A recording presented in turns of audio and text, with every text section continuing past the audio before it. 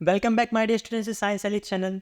हमने पिछली वीडियो में पढ़ा था कि फीमेल रिप्रोडक्टिव पार्ट कैसा होता है, उसके स्ट्रक्चर को देखा, डायग्राम देखा था। इस वीडियो में हम पढ़ेंगे कि रिप्रोडक्शन कैसे होता है ह्यूमन बींग्स में।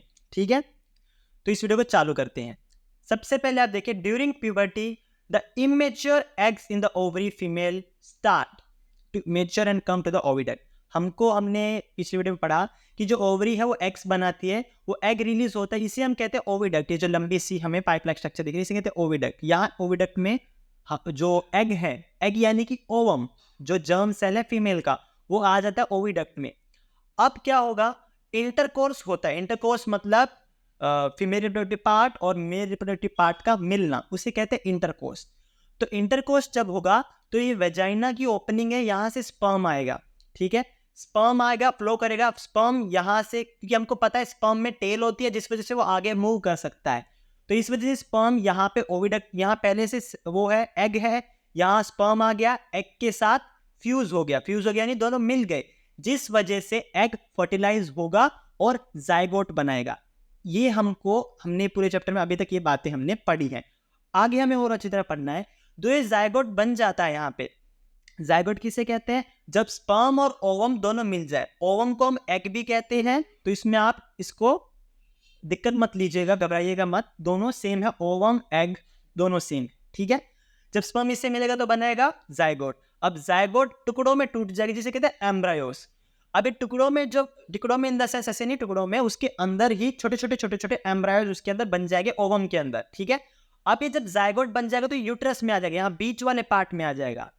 यहाँ समझो ये जाइगोट बन गया ऐसे, यहाँ बीच वाले पार्ट में आ जाएगा, यहाँ स्टे कर लेगा। ठीक है, और धीरे धीरे एम्ब्रायो में नए नए बॉडी पार्ट्स बनने लग जाएंगे। सीधी सी बात है, यहाँ पे बच्चा बन रहा है तो इसके बॉडी पार्ट्स, ऑर्गन बनना चालू होंगे। जब एम्ब्रायो से बॉडी पार्ट्स बनने चालू हो जाते हैं तो हम उसे कहते हैं फ्यूटस। ठीक है, ये हमें वर्ड याद रखना है। सबसे पहले होता है ओवम, ओवम से फर्टिलाइजेशन के बाद बनता है जाइगोट, जाइगोट टूटता है एम्ब्रायो में, एम्ब्रायोस ग्रो करते हैं और बनाते हैं फ्यूटस। ठीक है, तो ये हमारी अभी इसकी बात थी। आगे चलिए, आगे क्या लिखा है, the lining of the uterus is thick and rich supplied with blood to nourish the embryo. अब आपके मन में ख्याल आएगा कि जो बच्चा है, एम्ब्रायो है, उससे खाना पीना कैसे मिलेगा, वो कैसे लाइफ में मतलब जी पाएगा, क्यों लीव कर सकता है, क्योंकि हमें पता है कि हमें लीव करने के लिए बेसिक चीज हमें खाने पीने की जरूरत है।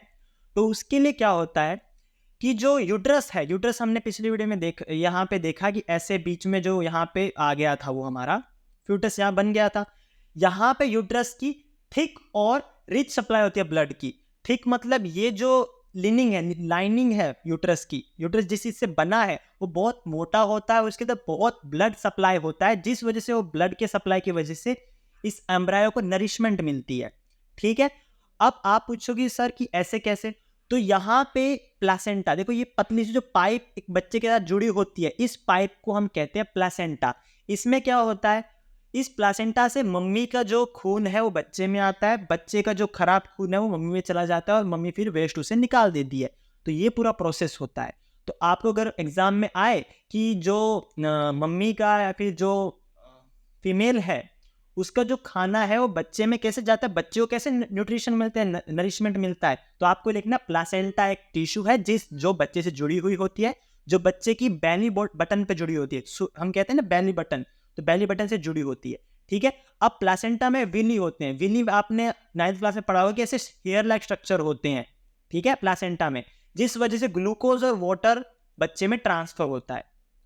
ठीक, आखिरी चीज क्या है, The waste product from the embryo is transferred back to the placenta in blood form। मैंने वही कहा, बच्चे का जो वेस्ट प्रोडक्ट है वो वापिस खून के फॉर्म में प्लासेंटा से अपनी मम्मी के पास चला जाता है और फिर मम्मी की वो यूरिन के फॉर्म में, या फिर हम कहते हैं किडनी प्योरीफाई करते हैं तो किडनी से प्योरीफाई करते हैं, फिर वेस्ट प्रोडक्ट में निकल जाता है। तो ये पूरा प्रोसेस जो प्रेगनेंसी का है, ये पूरा प्रेगनेंसी का प्रोसेस है, 9 मंथ्स का होता है। जब 9 मंथ्स कंप्लीट हो जाए, जरूरी नहीं पूरे 9 मंथ हो, 8, 9.5, 9, वो डिपेंड करता है, बट जनरली हम मानते हैं कि 9 मंथ्स का है। तो जब चाइल्ड बोर्न होता है, चाइल्ड बोर्न कैसे होता है, जो यूट्रस है, यूट्रस जो बीच वाला पार्ट हमने देखा था, ये यूट्रस है, ये कॉन्ट्रैक्शन रिलैक्सेशन करता है, रिलैक्सेशन करता है। ठीक है, ये होता है इसके अंदर, तो ये कॉन्ट्रैक्शन रिलैक्सेशन करेगा तो बच्चा बाहर निकल जाए। तो ये पूरा प्रोसेस था रिप्रोडक्शन का, तो हमने पढ़ा। Thank you very much.